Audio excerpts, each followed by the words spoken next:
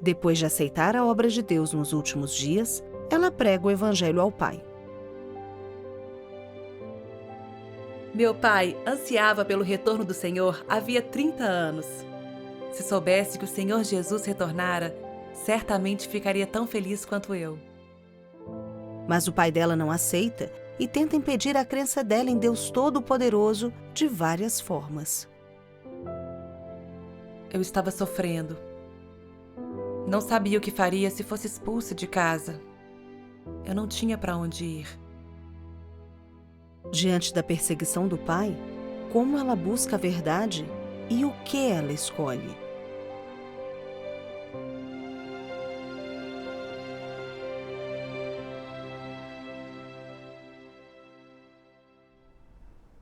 Em 18 de novembro de 2021, conheci irmãos da Igreja de Deus Todo-Poderoso na internet.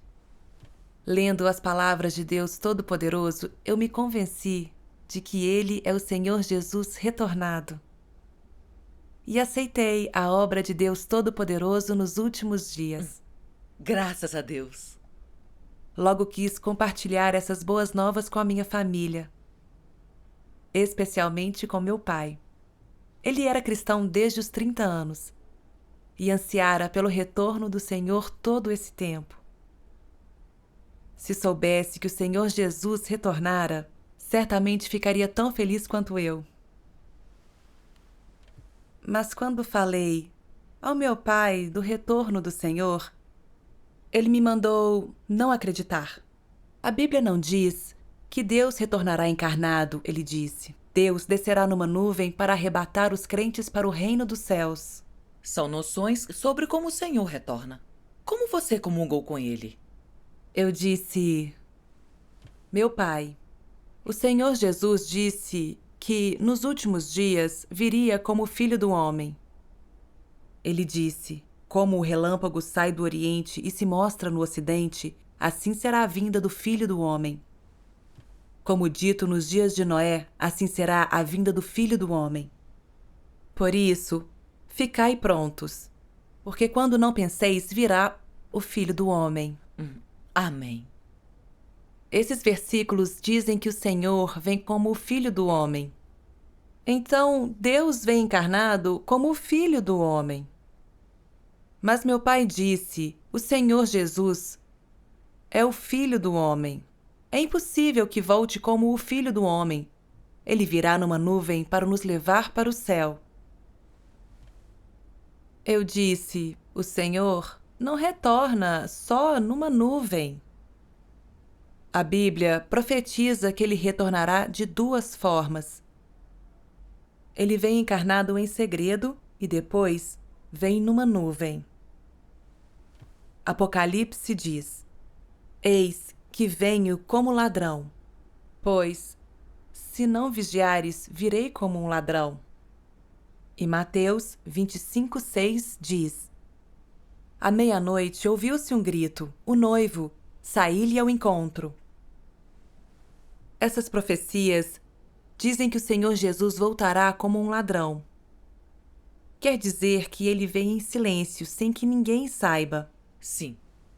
Se o Senhor Jesus viesse sobre uma nuvem no céu, todos o veriam.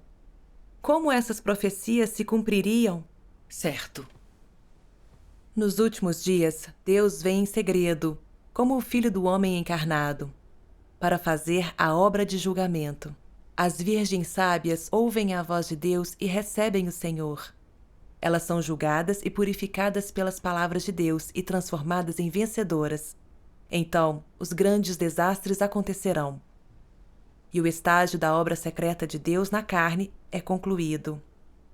Sim. Depois dos desastres, Deus desce numa nuvem e aparece a todos. Isso cumpre a profecia.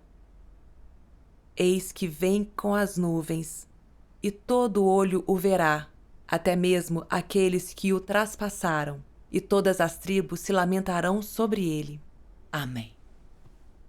Eu disse ao meu pai: papai, pense um pouco. Quando o Senhor Jesus retornar numa nuvem, todos se alegrarão com a vinda do Salvador. Por que a Bíblia diz: "E todas as tribos se lamentarão sobre ele"? Porque quando Deus opera como o Filho do Homem encarnado, completa a obra de julgamento e purificação. Os que resistem e condenam Deus Todo-Poderoso perderão a chance de aceitar o julgamento e a purificação. E quando o Senhor vier numa nuvem, eles vão cair em desastres e lamentar. Certo. Eu lhe mostrei as palavras de Deus Todo-Poderoso e um vídeo de testemunho. Mas ele não mudou de opinião. Ele foi arrogante e me mandou não crer em Deus Todo-Poderoso. Ele me viu participar de reuniões da Igreja de Deus Todo-Poderoso e me disse: "Você vive nesse celular nas reuniões. Trabalhe para pagar as despesas da casa. Eu não lhe darei mais dinheiro. Se não achar emprego, saia desta casa." Eu fiquei muito preocupada. Se trabalhasse, eu não teria tempo para as reuniões. Sim. Mas se não trabalhasse, seria expulsa e não teria onde morar. Fiquei com medo. Então, arrumei um emprego das 6 da manhã às 4 da tarde. Trabalhar 10 horas dificultou cumprir seu dever? Sim. Com o tempo, comecei a negligenciar meu dever. Não conseguia mais regar os recém-convertidos. E, ao voltar do trabalho, estava exausta e ficava cansada nas reuniões. Orei a Deus, pedindo que abrisse um caminho para eu cumprir meu dever. Amém. Dias depois, eu larguei o emprego. Consegui um trabalho de faxineira. Só 4 horas por dia. Ganhava pouco, mas tinha tempo para as reuniões e o meu dever. Graças a Deus. Meu pai interferiu ao ver que eu voltara às reuniões. Ele me pedia para fazer algo antes de uma reunião. E quando me via numa reunião virtual, pedia que eu saísse com ele. Era para impedir você de participar das reuniões. No início, não entendi o que estava acontecendo. Achava que, por ser meu pai, eu devia obedecer. Mas era difícil, não queria perder as reuniões. Uma vez, ele pediu que eu saísse com ele. E eu disse que tinha reunião, o que o deixou infeliz.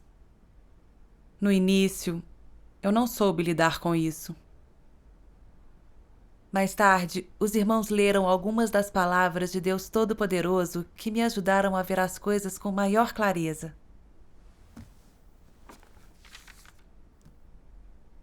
Em cada passo da obra que Deus faz no interior das pessoas, externamente ela parece consistir em interações entre pessoas, como se nascida de arranjos humanos ou de interferência humana.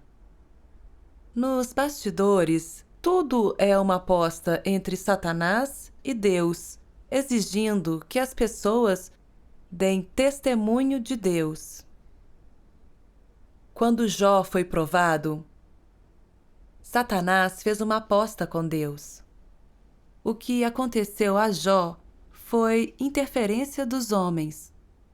Por trás de cada passo da obra que Deus faz em vocês, está a aposta de Satanás com Deus. Por trás disso tudo há uma batalha. Quando Deus opera, cuida de uma pessoa e olha para ela, e quando ele a favorece, Satanás segue logo atrás, tentando enganá-la e prejudicá-la. Satanás fará tudo para impedir quando Deus deseja ganhar alguém, usando vários artifícios para tentar interromper e impedir a obra de Deus para atingir seu objetivo oculto. Qual é esse objetivo? Ele não quer que Deus ganhe ninguém. Quer possuir os que Deus quer ganhar. Quer controlá-los, comandá-los para que eles o adorem, façam o mal e resistam a Deus com ele. Não é esse o motivo sinistro de Satanás? Amém. Amém. Após ler a palavra de Deus, entendi os truques de Satanás. Quando Deus quer salvar alguém, Satanás tenta de tudo para impedi-lo de ser ganho por Deus. Era meu caso. Quando soube da minha fé, meu pai fez tudo para me impedir. Inventou que eu devia trabalhar, me dava tarefas antes das reuniões e interrompia minhas reuniões para pedir que eu saísse com ele. Era Satanás usando meu pai para me impedir de participar das reuniões. Era. Eu não discernia os truques de Satanás. Então, quando fui ameaçada, ouvi por medo de ser expulsa de casa. Caí na tentação de Satanás. Não participei das reuniões nem cumpri meu dever. Satanás estava usando meu pai para me afastar de Deus e me levar a perder sua salvação. Satanás é tão maligno. É. Mas Deus é mais sábio que os truques de Satanás. Devido a esse ambiente, busquei a verdade, aprendi a discernir os truques de Satanás e permaneci firme no testemunho. Amém. Só com a orientação de Deus pude discernir o estado real das coisas. Tinha que ficar firme no testemunho e não cair nas armadilhas de Satanás. Graças a Deus. Depois, insisti em participar das reuniões. Meu pai continuou a me impedir. E até quis me expulsar de casa. Ele estava tão irritado que nem queria falar comigo. Apesar do que ele fazia, eu tinha que falar com ele. Um dia eu lhe perguntei: Pai, por que você não conversa comigo? Por que quer me expulsar de casa? Ele disse: Você só pensa em reuniões e é muito desobediente. Eu disse: Deus nos instruiu a respeitar nossos pais. Então, não vou parar de falar com você, mas não vou deixar as reuniões. Como seu pai reagiu a isso? Ele ficou em silêncio e não disse nada. Preguei o evangelho à minha madrasta. Ela gostou e foi a reuniões por 1 mês. Graças a Deus. Mas meu pai descobriu, proibiu-a de participar e quis me expulsar de casa. Fiquei triste. Não queria arruinar minha relação com meu pai. Um dia, eu estava lendo a palavra de Deus no celular. Meu pai me repreendeu. Pare com reuniões no celular ou eu o tiro de você. Então, tentou tirar o celular da minha mão. Não soltei. E ele disse: Se não me obedecer, pode pegar suas coisas e sair daqui. Fiquei triste. Nossa relação sempre foi boa. Nunca quis abandoná-lo nem sair de casa. Mas a atitude dele e essas palavras doeram tanto que eu nem consigo descrever. Se fosse expulsa de casa, não teria para onde ir. Eu não tinha dinheiro, não sabia o que fazer. Comecei a chorar e senti uma dor no peito. A obstrução e perturbação do meu pai me deixava ansiosa, fraca e atormentada. Eu não queria continuar enfrentando isso. E pensei em me matar. Nesses ambientes, devemos orar e confiar em Deus. Sim. Eu sabia que isso era errado. Então orei a Deus para buscar e falei com os irmãos sobre o meu estado. Eles leram as palavras de Deus comigo.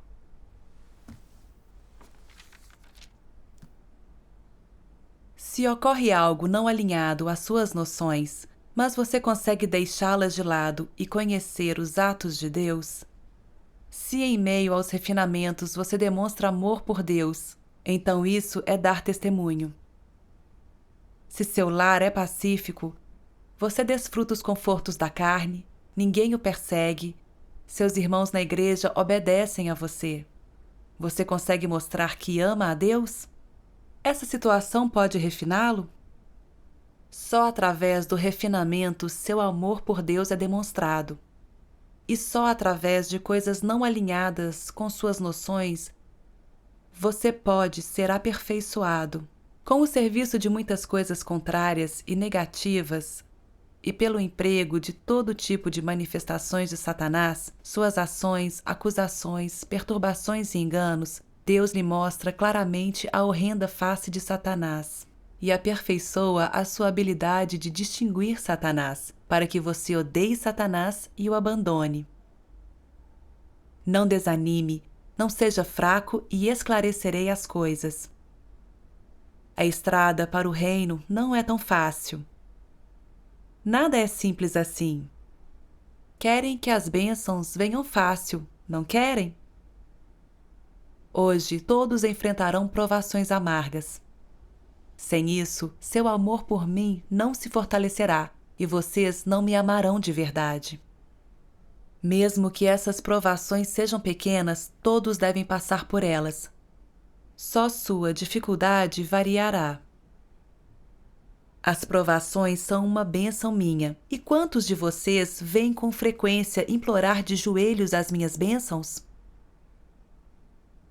Hoje, sem saber disso, a maioria das pessoas crê que sofrer é sem valor. O mundo as expulsa, sua vida familiar é atribulada, elas não agradam a Deus e sua perspectiva é sombria. Algumas pessoas sofrem tanto que chegam a pensar na morte. Isso não é verdadeiro amor por Deus. Tais pessoas são covardes, não têm perseverança, são fracas e impotentes. Durante estes últimos dias, vocês devem dar testemunho de Deus. Mesmo sofrendo, caminhem até o fim. E até seu último suspiro, sejam fiéis a Deus e fiquem à mercê dele. Só isso é amar a Deus e só isso é testemunho forte e retumbante. Amém. Amém. Após essa leitura, entendi que a estrada para o reino não é fácil. Devemos pagar um preço e resistir aos ambientes difíceis para ter a aprovação e as bênçãos de Deus. Sim. Na senda da crença em Deus, não podemos amar a Deus sem sofrimento e refinamento. Amém. Meu pai se opôs à minha crença em Deus Todo-Poderoso, tentou impedir minhas reuniões e meu dever, e até quis me expulsar de casa. Para mim foi muito doloroso. Não entendia por que Deus permitia que eu sofresse tanto, mas não buscava a vontade dele, nem como experimentar esse ambiente. Em vez disso, ficava angustiada e preocupada, e temia o que enfrentaria caso fosse expulsa. Eu era tão fraca, a ponto de achar que a melhor saída seria a morte. Minha negatividade me controlava. Mas a palavra de Deus me mostrou como minhas ideias estavam erradas. Eu era uma covarde. Devia ter sido forte para enfrentar as dificuldades, pois Deus queria aperfeiçoar minha fé por meio do que vivi. Que eu obedecesse e aceitasse, apesar das dificuldades, e que eu confiasse em Deus para humilhar Satanás. Amém. Ponderei as palavras de Deus e meu coração se iluminou. Eu não podia ser tímida, tinha que avançar, pois Deus estava comigo e me ajudaria. Graças a Deus. Não parei de participar das reuniões e de cumprir meu dever. Meu irmão mais velho voltou. Testifiquei da obra de Deus Todo-Poderoso para ele. E o convidei para as reuniões, e ele aceitou o meu convite. Graças a Deus. Mas meu pai descobriu e começou a perturbá-lo. Então ele parou de participar. Fui proibida de pregar o evangelho à minha família. Fiquei triste, mas sabia que por fora era meu pai, impedindo, mas na verdade era a perturbação de Satanás. Então tentei me acalmar. Depois li isto nas palavras de Deus. Você precisa possuir minha coragem dentro de si e ter princípios quando enfrentar parentes sem fé em Deus. E não se renda a forças sombrias por mim, confiando em minha sabedoria. Para trilhar o caminho perfeito, sem deixar que os esquemas de Satanás se consolidem. Esforce-se em apresentar seu coração diante de mim, e eu o consolarei e lhe trarei paz e felicidade. Não se esforce para ser de certa maneira na frente dos outros. Deixar-me satisfeito não tem valor e peso maiores? Por qual princípio as palavras de Deus pedem que se trate os outros? Ame o que Deus ama e odeie o que Deus odeia. Esse é o princípio que deve ser seguido. Deus ama os que buscam a verdade e são capazes de seguir a sua vontade. São esses quem deveríamos amar. Os que não fazem a vontade de Deus, mas odeiam e se revoltam contra Ele, são desprezados por Deus e também deveríamos desprezá-los. Isso é o que Deus pede ao homem. Se seus pais não acreditam em Deus, se sabem muito bem que a fé é a senda certa e que traz salvação, mas continuam não receptivos, não há dúvida de que estão fartos da verdade e odeiam a verdade. E de que são os que resistem e odeiam a Deus. E Deus, naturalmente, os abomina e os despreza.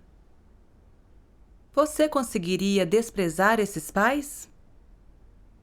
Eles são propensos a se opor a Deus e o insultam. Nesse caso, eles são demônios e satanases. Você conseguiria abominá-los e amaldiçoá-los? Todas essas são perguntas reais. Se seus pais o impedirem de crer em Deus, como você deveria tratá-los? Como Deus pede, você deveria amar o que Deus ama e odiar o que Deus odeia. Na era da graça, o Senhor Jesus disse: Quem é minha mãe? E quem são meus irmãos? Quem fizer a vontade de meu Pai que está nos céus, esse é meu irmão, irmã e mãe. Esse dito já existia na era da graça. E agora as palavras de Deus são ainda mais claras. Ame o que Deus ama e odeie o que Deus odeia. Essas palavras vão direto ao ponto. Mas, em geral, as pessoas são incapazes de apreciar seu significado verdadeiro. Amém. Amém. Após essa leitura, lembrei vários atos do meu pai desde que eu aceitara a obra de Deus Todo-Poderoso. Li as palavras de Deus Todo-Poderoso e testifiquei de sua obra para ele. Mesmo quando não conseguia me refutar, meu pai se agarrava às suas noções. Ele negava a obra de Deus e tentava me impedir de crer em Deus Todo-Poderoso. Agora eu via que meu pai se opunha porque não amava a verdade, ele a odiava. Ele era igual aos fariseus que resistiram ao Senhor Jesus. Quando o Senhor Jesus veio fazer obra nova, em vez de buscar, resistiram a ela. O que revela sua natureza de odiar a verdade. Sim. Meu pai era crente há 30 anos, mas sobre o retorno do Senhor Jesus, ele se agarrou a noções religiosas, não quis buscar, se recusou a ouvir Deus e tentou nos impedir. Ele não se opunha a nós. Ele resistia à verdade e a Deus. Não era ovelha de Deus e Deus não o aprovava. Sim. Deus não olha há quanto tempo você crê, seu status, nem seu conhecimento da Bíblia. Deus olha se você busca a verdade com humildade, se ouve a voz dele e aceita a obra e a aparição de Deus. Sim. Meu pai não acreditava em Deus, nem buscava a verdade. Não importava seu tempo de crença. Se ele não aceitasse a obra de Deus Todo-Poderoso e resistisse e condenasse, não seria salvo e seria condenado e amaldiçoado por Deus. Sim. Graças a Deus. A palavra de Deus me orientou. Me fez entender alguma verdade e a natureza e a essência do meu pai. Eu não podia mais agir pela emoção, mas agir de acordo com os princípios da verdade, defender minha fé e ser firme em meu testemunho. Graças a Deus. Sem as palavras de Deus, seríamos constrangidos pela família e não saberíamos como tratá-la. Praticar os princípios nos liberta. Sim. Devido a esse ambiente, discerni meu pai. E quando ele me impedia, eu orava a Deus. Meus irmãos compartilharam as palavras de Deus para me ajudar. Entendi a vontade de Deus e tive mais fé. Eu sentia o amor de Deus, estava feliz e grata a Deus. Quando meu pai me impedia e perturbava, eu não ficava mais constrangida. Eu conseguia me impor e dizer-lhe que eu continuaria crendo em Deus Todo-Poderoso, que eu conhecia minha responsabilidade, que tinha que priorizar meu dever, evangelizar e cumprir bem meu dever. Graças a Deus. Se você entende a verdade, não é constrangida. Certo. Mais tarde, li mais das palavras de Deus. Hoje, eu amo quem faz minha vontade, considera meus fardos e dá tudo de si por mim com sinceridade. Eu os esclarecerei constantemente e não deixarei que escapem de mim. Muitas vezes digo, abençoarei muito quem se despende sinceramente por mim. A que se refere essa bênção? Você sabe? No contexto da presente obra do Espírito Santo, refere-se aos fardos que lhe dou. Para todos que assumem um fardo pela Igreja e se sacrificam para o meu bem, seus fardos e sinceridade são bênçãos que vêm de mim. Além disso, minhas revelações para eles também são uma bênção minha. Levante-se e coopere comigo. Não tratarei de forma indigna quem se despende por mim com sinceridade. Concederei minhas bênçãos aos que se devotam a mim seriamente. Ofereça-se inteiramente a mim. Comida, vestes, seu futuro, tudo está em minhas mãos. Arranjarei tudo adequadamente para que você possa ter infinito prazer. Porque eu disse, abençoarei muito quem se despende por mim sinceramente. Todas as bênçãos virão a cada pessoa que sinceramente se despende por mim. Amém. Amém. Após ler a palavra de Deus, entendi. Suportar um fardo no dever e ser sincero é importante. Eu me perguntei, sou realmente dedicada à pregação do Evangelho do Reino? Cumpri meu dever de acordo com as exigências de Deus? Sabia que meu pai não me permitiria gastar mais tempo nas reuniões e no meu dever, pois ele sempre tentava me impedir.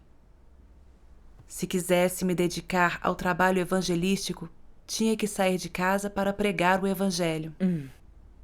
Deus quer que o Evangelho do Reino se espalhe, para que mais pessoas recebam a salvação dele nos últimos dias. Sim. Devo espalhar o Evangelho do Reino para que mais pessoas ouçam a voz de Deus e acolham o Senhor. Graças a Deus. Então, fui para outra cidade e finalmente fiquei livre para pregar o Evangelho. Sem a perturbação da família, ficamos livres no nosso dever. Certo. Graças a Deus Todo-Poderoso. Graças a Deus.